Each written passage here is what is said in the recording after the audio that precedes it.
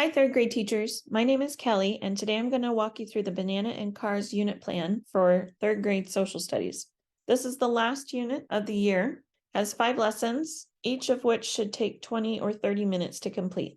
This unit is short because it meets standards 14 and 15, which are missing from the other 3 units. And so we're focusing on how specialization in trade connects individuals, businesses, and nations, focusing on import and export items. We also have instruction about financial institutions.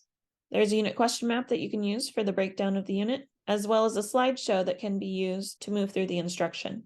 Our compelling question is, why do countries trade with each other? In order to answer this, we're going to work through supporting question 1. How do we get products from other countries? At which point we will define economy, talk about thinking like an economist, and learn about imports and exports. Supporting question 2, why or how do individuals and businesses specialize in trade? So we're going to look at jobs and careers, community examples, and financial institutions. And supporting question 3, why and how do nations around the world specialize in trade? We'll look at goods and products that are produced in our country, review the concept of imports and exports, look at the biggest exports from our country and other countries, and consider how specialization impacts what countries make and how that works in globalization and global trade. This unit starts off with the paper chain challenge, in which each group needs to make a paper chain that meets those following requirements. Each group is going to get a certain number of supplies.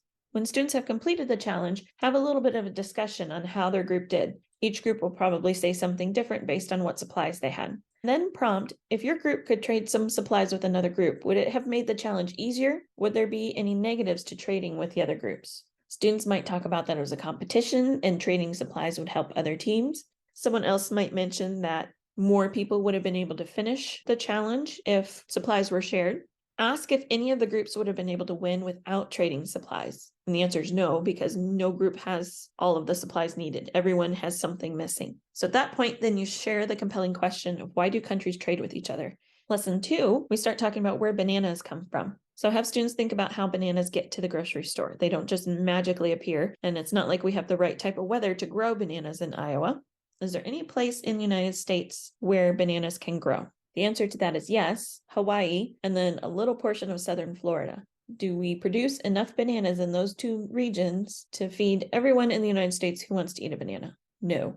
So then how do we get enough bananas to eat? The answer is we have to get them from somewhere else. Then you can use this map to show where plantains, or different types of bananas, are grown. And we can see a lot in Central and South America and Central Africa. This leads into a discussion on how we get products from another country. We start talking about trade and the difference between imports and exports. Slide 9 has information about different types of fruit that we like to eat and where we get them from. Slide 10 has our top 5 countries from which we imported goods. Now, this was back in 2018, so it's similar, but may not be exactly identical. And you can see some have repeated items like cars. The next slide has our top exports, so the top things that we sell and which countries buy our exports. And students might find it interesting that some of the things that we import from other countries are also our top exports. We focus in on what an economy is and how we can think like an economist. And then we start thinking about why countries trade instead of making everything that the people in their countries would want. So to help figure out this idea, we have Kayla, Malik, and Ava. We have descriptions of these 3, and we want to figure out which one would make the best veterinarian, which one would make the best chef, and which one the best librarian.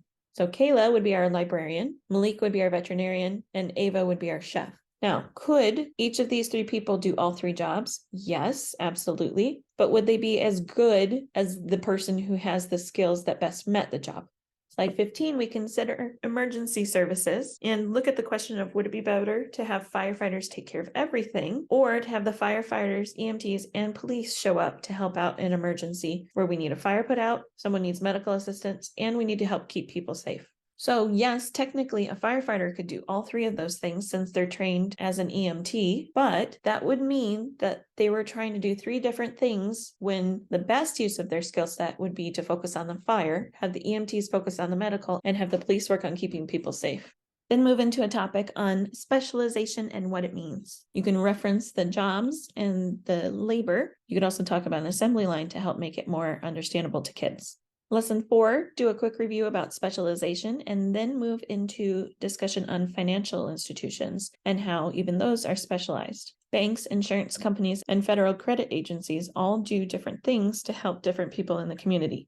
Then we think back to this chart that we did a couple lessons ago and how we have similar imports from different countries. Students might remember that one of our exports in the United States was cars. So we make cars, but we also import them from 4 different countries. So why on earth would we import them if we also make them here? Give students a little bit of chance to think and then show them this slide. This one helps us understand that we don't make all different types of cars, nor do other countries make all different types of cars. So this helps us have more options for our products, and it also helps meet the demand of a lot of people needing a certain product. For the final lesson, do a quick review of some of the topics from this unit. And then if you'd like, repeat the paper chain challenge, but make sure that every group can trade to get what they need. Then have students write a paragraph and explain how this challenge demonstrates how and why countries specialize in trade products. This can work as the summative assessment for this unit. I hope this video was a helpful resource as you prepare to teach the Banana and Cars unit to your 3rd graders. As always, please reach out to your PLC leader, instructional coach, or curriculum facilitator if you have any questions or in need of any additional support.